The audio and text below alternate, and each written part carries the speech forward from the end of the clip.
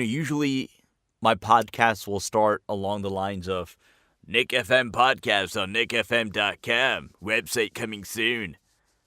I don't even know how to get the train rolling on this one because like you, like many, if not most, if not all Knicks fans, I'm at a loss for words right now. I don't know what just happened.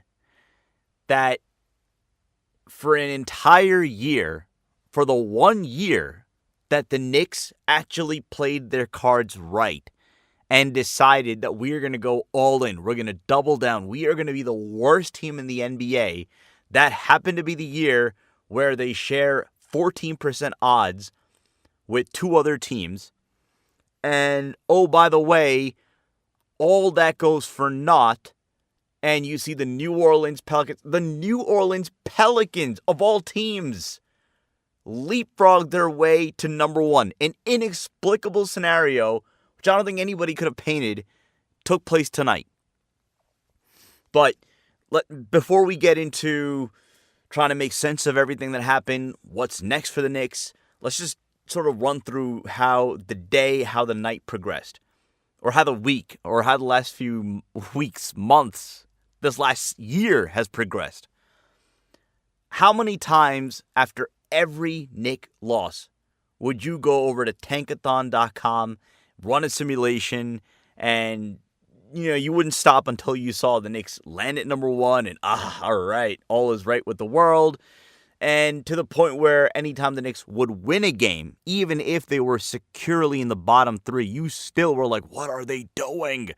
Why? Because all the haunting memories of past NBA lotteries, of past NBA drafts, would always come to the forefront of your mind.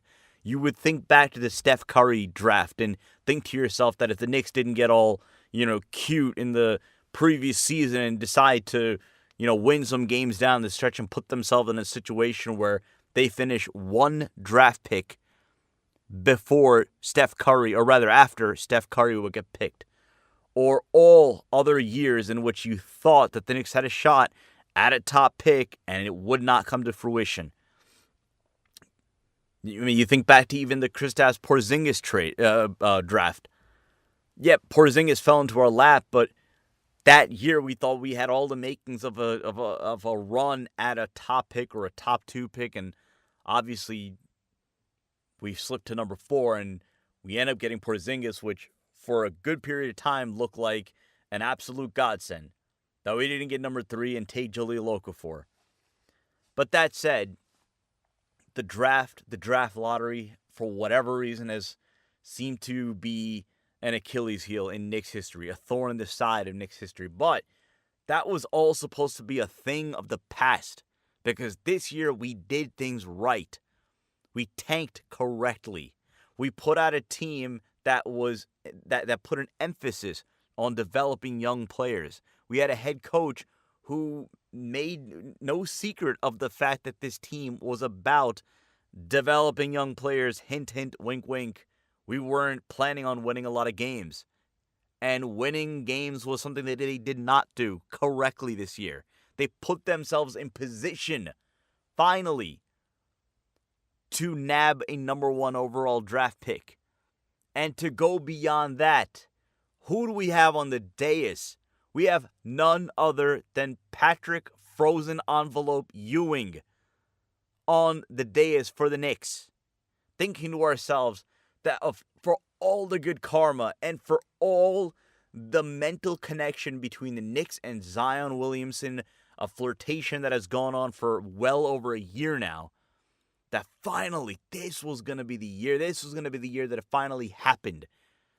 That the number 1 overall pick, not just any number 1 overall pick, but the guy, the crown jewel number 1 overall pick, that transcendent player at the top of the draft was finally going to come to New York. Finally, MSG was going to have that star, high-octane, box office mega hit player that you're going to be able to slap on a Knicks poster from now through the next 15 seasons. That finally, when he was going to be past his rookie contract, only the Knicks were going to be able to offer him more than any other NBA team. And that finally we, the New York Knicks, were going to be able to say, this is truly a new era because this is the beginning of the Zion Williamson era. It's so funny because, as much as this year has been a constant grind, right? And the silver lining has been, well, look, if you look into the horizon, this figures to be the last year for a long time, hopefully, that the Knicks are tanking. This is going to be the last year for a very long time that Knicks fans are going to be subjected to garbage basketball or talks of next year or talks of maneuvering to get this draft pick so that we can maybe build towards the future. We were going to be done with that. That we had strong belief, strong, well thought out, or well rumored belief that Kevin Durant and potentially Kyrie Irving were coming to New York. So you have that in your back pocket. And, this day has been such a roller coaster of emotions. I joked about this earlier today on Twitter that I've never seen the New York sports scene become so religious that between sports talk radio, New York sports Twitter, how many times today did you either hear or read the phrase God willing?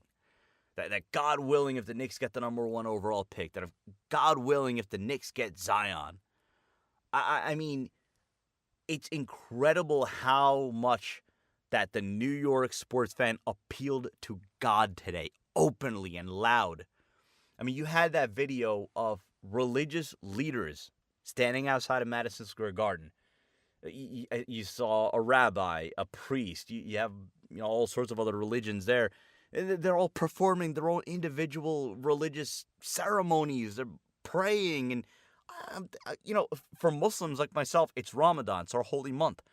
I mean, you're having deep-rooted conversations amongst Muslims that, it's Ramadan. We need to pray extra now for the Knicks to get Zion Williamson. I mean, we need to speak to our religious leaders, our imams, and we need to tell them to lead special prayers that the Knicks get the number 1 overall pick. And we're not joking. That's the funny part.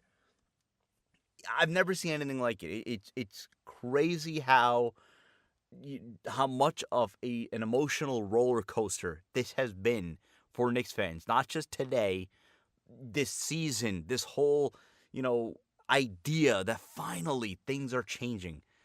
Finally, that this laughing stock of a franchise is about to turn the leaf, is about to get to mega stars in Kevin Durant, arguably the best player in the world, and alongside, we're also going to get Kyrie Irving. But then on top of that, we stand a chance at getting Zion Williamson, a player that, we've been hearing about since high school, just like LeBron James, that there's this 16-year-old and, look at how freakishly athletic he is. Look at how he gets up in the air, 720 windmilled slam dunks, and look, he became a national phenom, and obviously he was the talk of college basketball all year this year. You think back to at the beginning of this year, and you looked at NBA mock drafts, R.J. Barrett, more on him later, R.J. Barrett was always at the top of these mock drafts, followed by Zion Williamson. And sometimes you throw in Cam Reddish, Nasir Little. Ja Morant actually, worked his way up as the season progressed, and obviously for good reason. But, today was just such an emotional roller coaster. I mean, you're getting all sorts of reports earlier in the day that, Shams Charania is reporting that if the Knicks get the number 1 pick, they're shipping him to Memphis. Not Memphis, I'm sorry, New Orleans. Like I said, Colin Cowherd saying that he's receiving information from a well-connected source saying that KD to the Knicks is done and that he's already talking to other players. So, finally, we get to the draft lottery. 8:30 p.m., you turn on ESPN, and we see Mark Tatum, our good friend Mark Tatum, who, by the way, I'm convinced is actually a robot, because Mark Tatum If you look at him year by year by year, the guy doesn't change at all. And you've probably never seen him ever outside of the draft lottery. He has the exact same delivery, the same smile, the same. I don't even. It's so annoying because for Knicks fans, the draft lottery just does not play to good memories, and you always think to Mark Tatum holding up the Knicks logo way too soon. That seems to be our memory. That seems to be the constant when it comes to the Knicks and draft lottery. But anyway, they started off. They obviously have to go team by team by team, introduce the team representatives, their good luck charms, and all the kooky things that they did during the day to get themselves right and get themselves the most amount of luck. They're showing Kyle Kuzma in his purple blazer, and oh, he wore that for good luck. So finally, they get to the Knicks, and you see Patrick Ewing. And as much as you've been hearing that Patrick Ewing was going to be on the dais for the Knicks, when you finally see him, it's this feeling of nostalgia that comes over you. That for someone like myself who's 38 years old, Patrick Ewing is the greatest Knick that I've ever seen play. Look, I wasn't around for the 70s Knicks. I didn't get to see, I didn't get to see Bernard King. I didn't get to see, Walt Clyde Frazier. I didn't get to see Willis Reed. Obviously, you hear the stories and you appreciate them for what they've done and what, the fact that they deliver championships to the New York Knicks. I wasn't around for that. Patrick Ewing, however, I got to see him. I got to see Patrick Ewing battle through, bad knee, injury after injury, playing in games that he had no business in playing in, yet he dominated. He blocked shots. He threw down thunderous slam dunks. He lit up Madison Square Garden. Patrick Ewing represents the last time that the Knicks were considered to be, truly elite in the NBA. And for that, look, we will always have this, reverence in our hearts as Knicks fans for Patrick Ewing. We'll always have fond memories of him. And look, he's doing a very good job now as the head coach of Georgetown. Look, he's a guy that we'll always root for. So finally, you see him on the dais, and you're thinking to yourself, that is Patrick Ewing, the greatest Knick that many of us have ever seen play. This is it. This is the moment. This is all adding. The stars have aligned. We are going to see Patrick Ewing at the end of the night shaking hands with Mark Tatum and Adam Silver and, talking about, well, who do you think the Knicks are going to take at number 1 overall? That's the vision that you had in your head. So anyway, they start, with the lottery teams, and, for the most part, you as a Knicks fan you kind of have your feet up because there's no chance of the Knicks being called at the minimum till number 5. So you're just relaxing and watching the show. And, I guess one thing that, Knicks fans had an eye out for was where Dallas was going to finish. Because if Dallas finished us out of the top 5, they eventually got the number 7 pick, that 2021 pick becomes unprotected. And that's exactly what happened. So that is, somewhat of a silver lining to come out of tonight. But then you see the Lakers leapfrog into the top 4, and that's where you get nervous. Because that's when every conspiracy theory you've ever heard about the Lakers starts to creep its way into your head. Because, look, it's been long believed that the NBA favors the Los Angeles Lakers for whatever reason.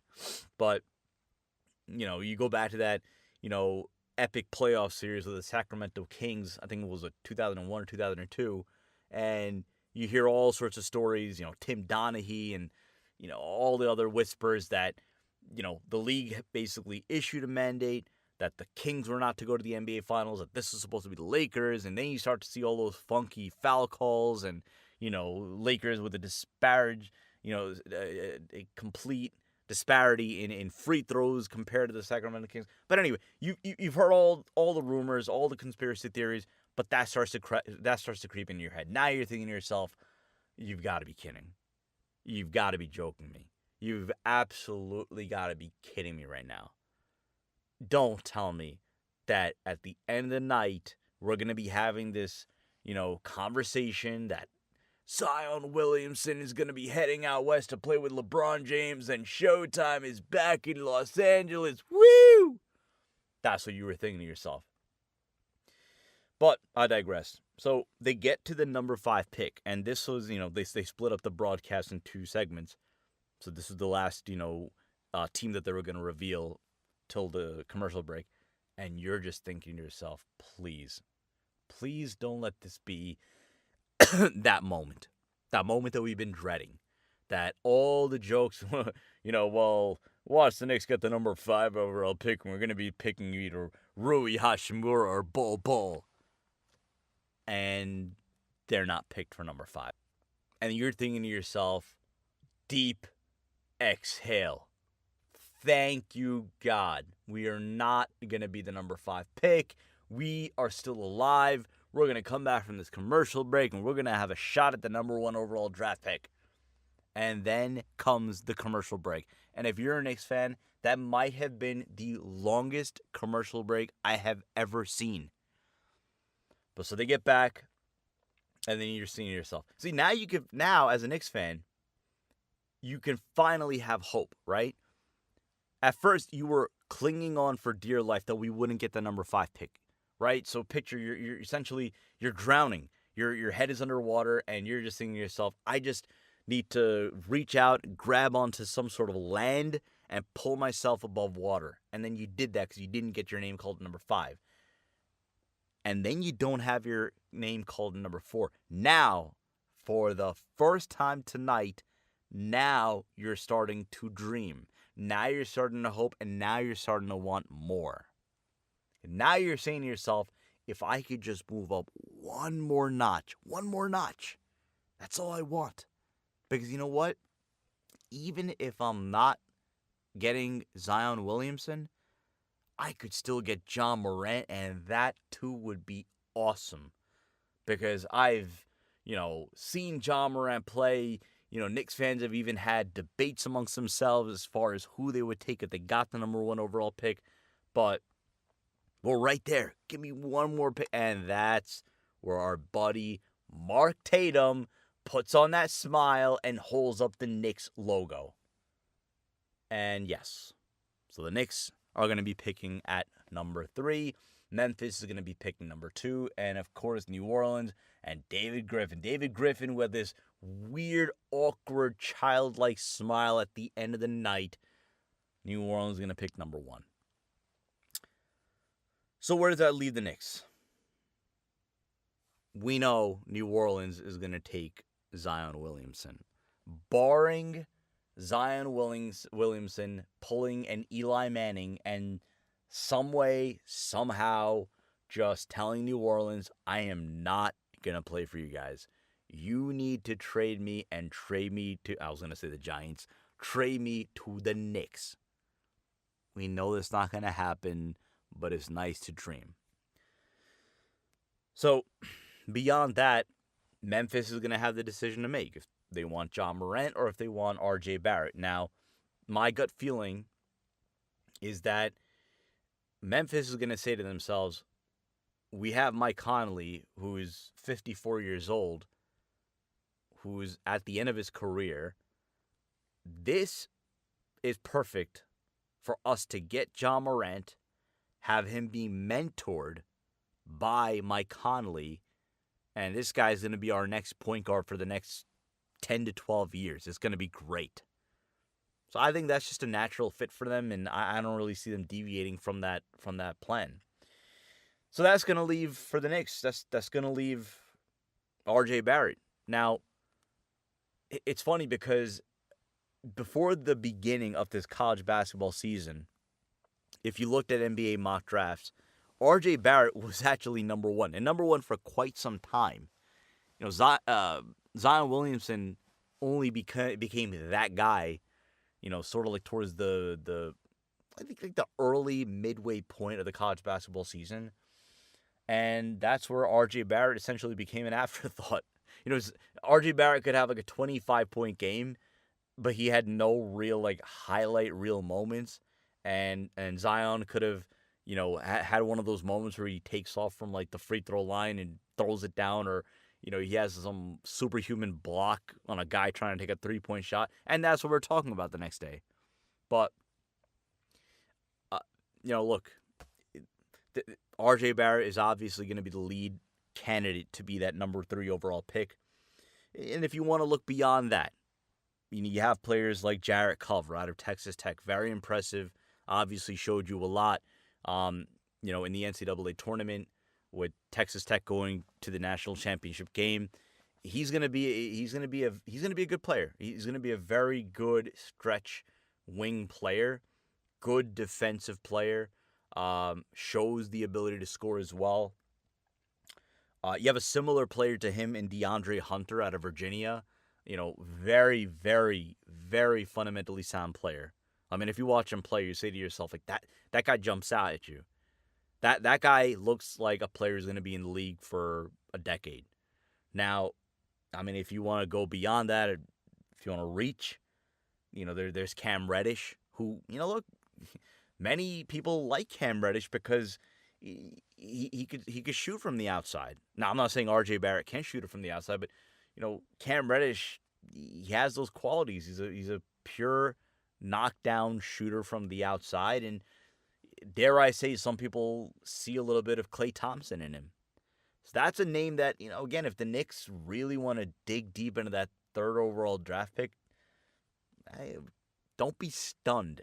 I mean, okay, you'll be surprised if it's not RJ Barrett, but don't be completely shell-shocked if you hear the name Cam Reddish, because that is a name that I do expect is going to get a lot of burn, as these, NBA pre-draft workouts progress and so on and so forth.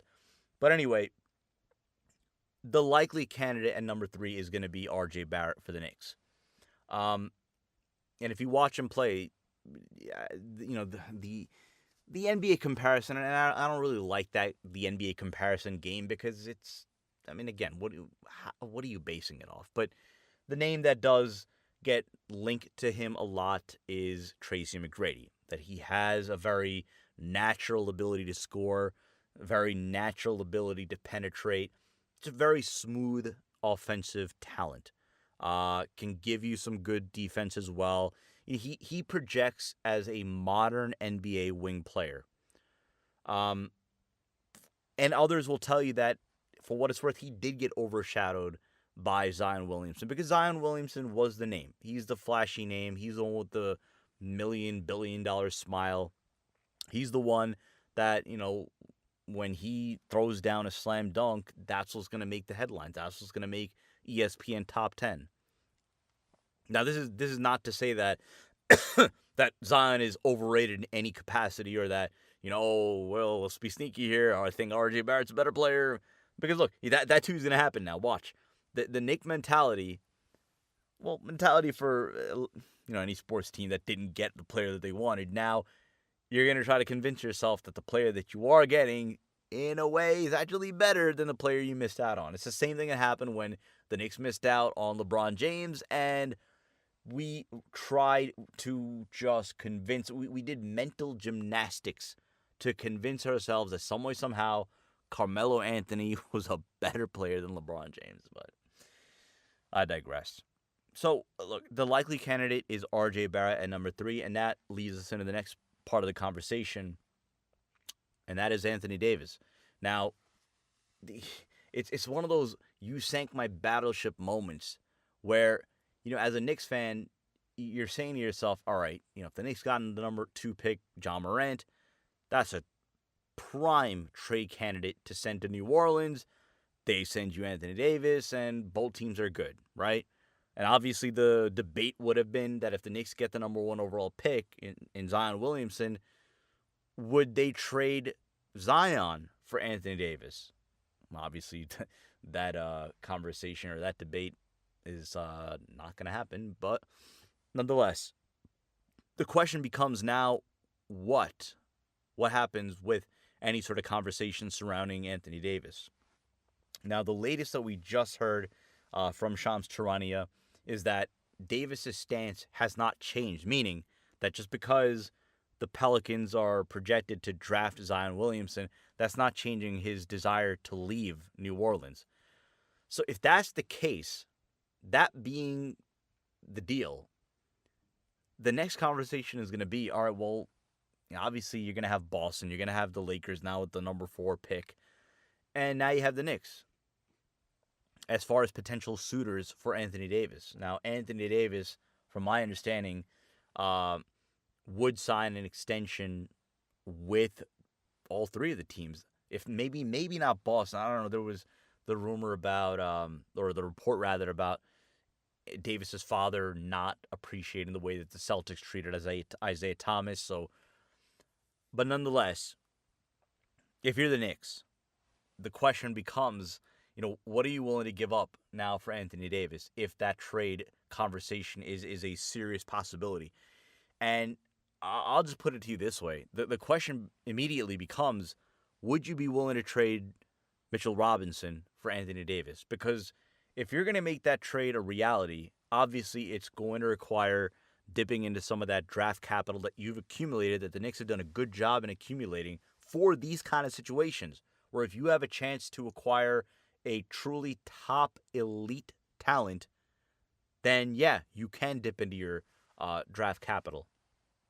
But, from what you've read in reports, New Orleans has been doing their homework on Kevin Knox. They've been doing their homework on Mitchell Robinson. And if you're the Pelicans, and if you're going to trade away Anthony Davis, now granted, yes, you're taking back the Knicks number 3 pick, and for what it's worth, you keep Zion Williamson and RJ Barrett together, right? They did their 1 year at Duke, and now they're going to stay in the NBA together in the same team. So, I don't know if that's a romantic story or if it's a real practical, solution for an NBA team. I don't know. But if the Pelicans value RJ Barrett, that's a starting point. They're still going to demand more.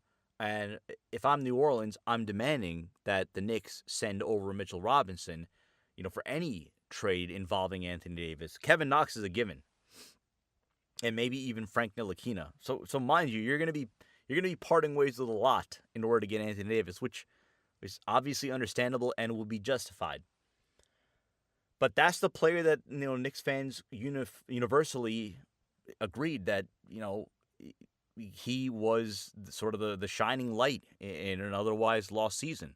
That he was the one rookie where you say to yourself, all right, we legitimately have something in Mitchell Robinson. But Kevin Knox is still developing, and his upside is still there. He's still very young. But as far as somebody who showed you something very different and consistently, that was Mitchell Robinson. Mitchell Robinson showed that he has the capability of being a truly, elite NBA defensive center. And that's going to be a tough decision. But if the Knicks are seriously interested in making a trade for Anthony Davis to go along with, oh, by the way, Kevin Durant and Kyrie Irving, that's a decision that's a sacrifice that they might have to make. So that's a wrap on what's been a whirlwind day and night for the Knicks, for Knicks fans. I know this is maybe not what Knicks fans wanted to hear, but look, for what it's worth, the Knicks are still going to get a very good player. They're going to get either Ja Morant if Memphis doesn't want him for whatever reason, or they're going to get RJ Barrett, or you dream big enough, you're going to get Anthony Davis to go along with Kevin Durant and Kyrie Irving. So, look, the Knicks have done what they had to do to put themselves in a situation where now you start to have some options. Granted, it might not have been exactly what you wanted, but look, this is the hand that the Knicks have been dealt, and now you put your trust in Scott Perry, who has made solid decisions so far, and you see what he's going to be able to do now that he has, some draft capital, that he has the number 3 overall pick, and that he has some young assets that if, a team like New Orleans is truly interested in, that you can make a deal like that and turn your team into an instant contender. Lots more to come. Again, website coming soon, nickfm.com. We ask that you subscribe below, hit the like button. and share this video. It helps a lot. As always, we appreciate your listenership and look forward to bringing you a lot more content in the days to come.